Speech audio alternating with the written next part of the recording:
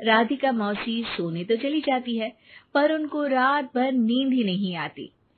वो कुछ भी उलझुल बातें सोचने लगती है।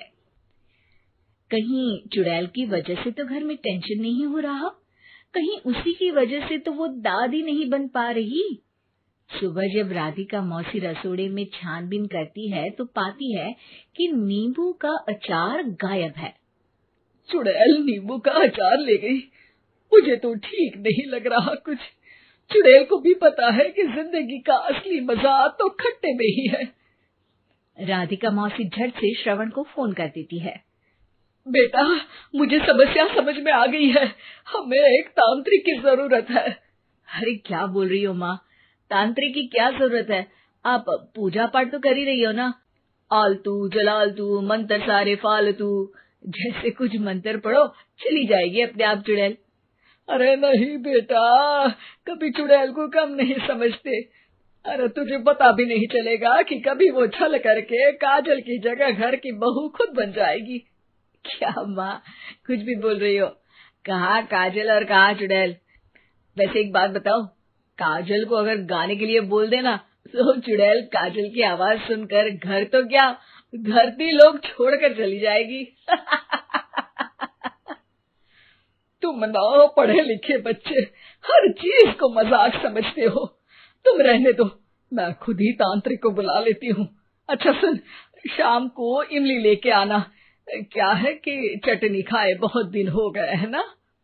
नहीं माँ, इमली तांत्रिक से ही मंगवा लो ना, आटा वगैरह भी उसी से पिसवा लेना। देखो मुझे काम करना है। श्रवण रात को कई तरह की सब्जियों के साथ माँ के कहने पे चटनी के लिए इमली भी ले आया था, लेकिन राधिका मौसी के दिमाग में अलग ही फिल्म चल रही थी। उन्हें अब सिर्फ शक ही नहीं यकीन होने लगा था कि शायद चुड़ैल ने श्रवण पर अपना जाल बिछा दिया था, जिस वजह से श्रवण उनकी बात ही नहीं मान रहा था। पर कोई नहीं, आने वाली रात में राधिका मौसी खुद तैयार हो गई चुड़ैल को पकड़ने के लिए।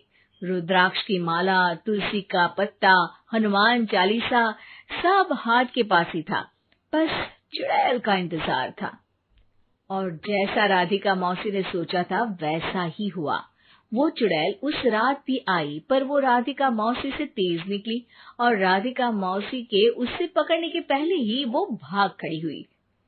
जरूर बहू पे साया है उस चुड़ैल का, तभी तो श्रवण के कमरे में गई है। और अगली सुबह राधिका मौसी पिछली रात हुए हमले में किन चीजों का नुकसान हुआ उसका हिसाब लगा रही थी।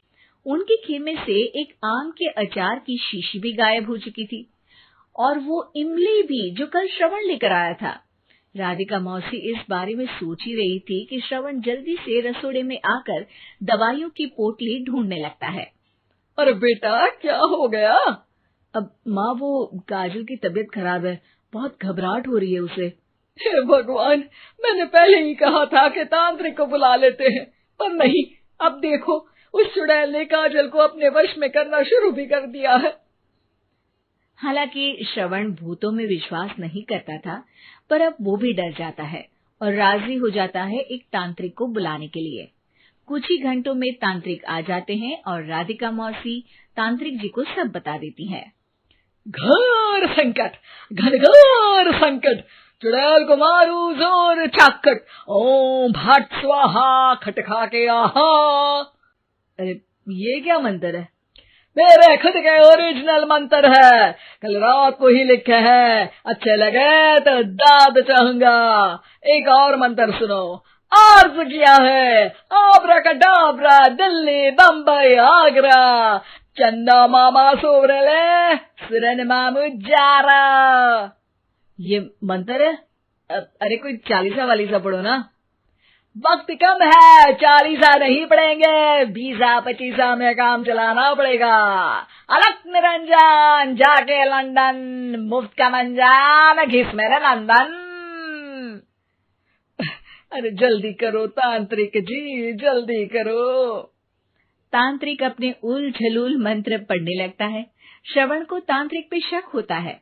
वो अपने एक डॉक्टर दोस्त को कॉल कर देता है ताकि कोई अनहोनी हो तो इमरजेंसी में चीजें मैनेज हो जाए। तांत्रिक धुनी रमाता है जिसकी